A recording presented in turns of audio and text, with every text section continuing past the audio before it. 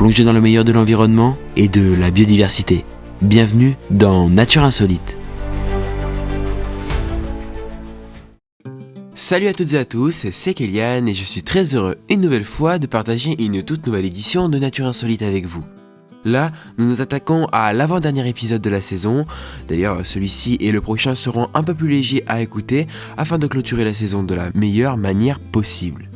Pour rappel, notre partenaire officiel de saison, la FN Limousin, nous accompagne jusqu'à la toute fin de cette série de 10 épisodes thématiques.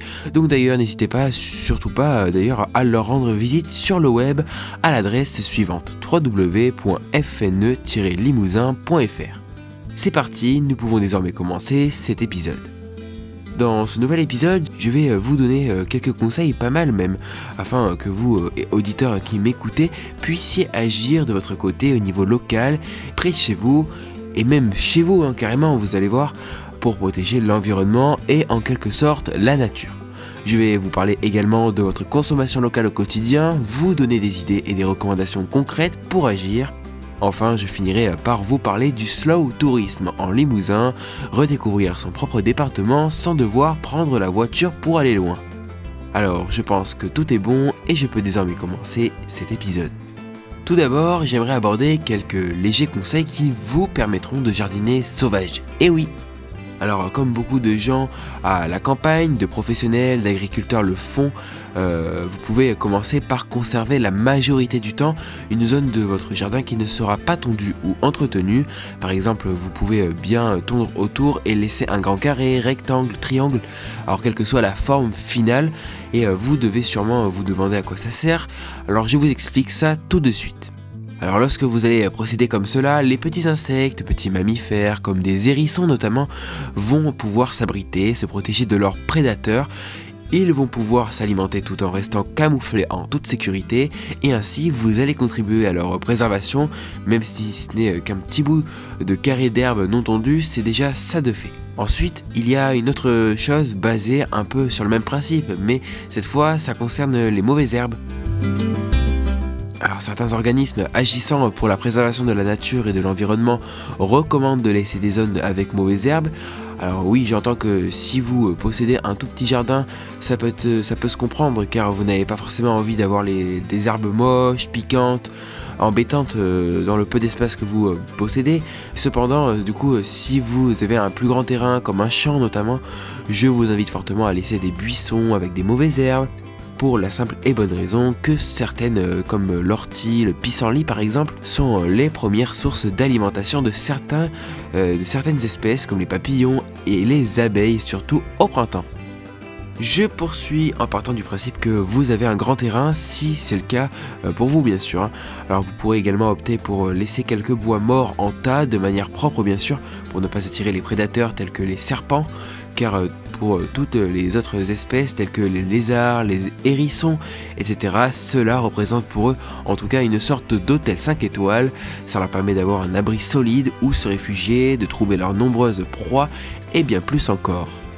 Enfin, je ne vais pas en faire tout un speech, mais évitez les produits chimiques de traitement. Cela détruit la faune sauvage autour de chez vous et des centaines et centaines d'écosystèmes. Bon, maintenant abordons un tout autre thème. Alors pour cette avant-dernière partie, je vais vous parler de votre consommation. Oui, votre consommation à vous, et vous avez bien entendu. Alors tout d'abord, je vous invite fortement à acheter un maximum de produits locaux, à des producteurs locaux justement, comme par exemple sur des marchés hebdomadaires, des marchés de producteurs et même des marchés de pays. Cela permet de privilégier ceux qui produisent près de chez vous et parfois à prix bas, car ça peut paraître un peu soudain, mais certains produits locaux sont vendus beaucoup moins cher qu'en grande surface alimentaire. Puis, si vous n'êtes pas trop difficile en termes de goût, vous pouvez tout aussi bien réapprendre à manger ce qui pousse vraiment chez nous, en Limousin. Par exemple, des pommes du Limousin, petite référence à l'AOP que nous avons interviewé en tout début de saison, des châtaignes et même des légumes d'hiver. Et pour finir, avant de passer à la toute dernière partie de l'épisode, optez pour un bon sac en tissu. Il est réutilisable, lavable, pour beaucoup en tout cas. Alors je vous dis ça également en tant qu'indice pour la prochaine et dernière saison de Nature Insolite. On se revoit très vite justement dans ce domaine. Enfin, j'aimerais aborder avec vous le slow tourisme en Limousin, parce que même moi, avant de préparer cet épisode, je ne voyais pas du tout ce que ça pouvait être, donc du coup, je vous explique ça tout de suite. Alors le slow tourisme représente l'exploration de proximité, c'est-à-dire les sentiers, les chemins et les possibilités de tourisme locaux sans forcément voyager d'un bout à l'autre de la France.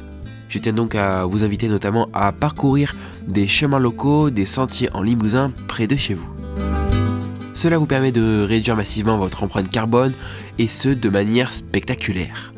D'ailleurs, je tiens à faire une parenthèse, il existe des apps mobiles, des applications mobiles et même des sites web qui permettent de trouver et d'explorer de nombreux chemins de randonnée et sentiers autour de chez vous, donc n'hésitez surtout pas à vous renseigner à ce sujet. Voilà, j'arrive désormais à la toute fin de cet épisode, je vous remercie une nouvelle fois de votre écoute, votre bienveillance et de votre fidélité. On se retrouve de toute façon très vite dans le tout dernier épisode de la saison, et en attendant, je vous dis à très vite. C'était Kélian, ciao. Merci d'avoir suivi Nature Insolite sur Cristal FM.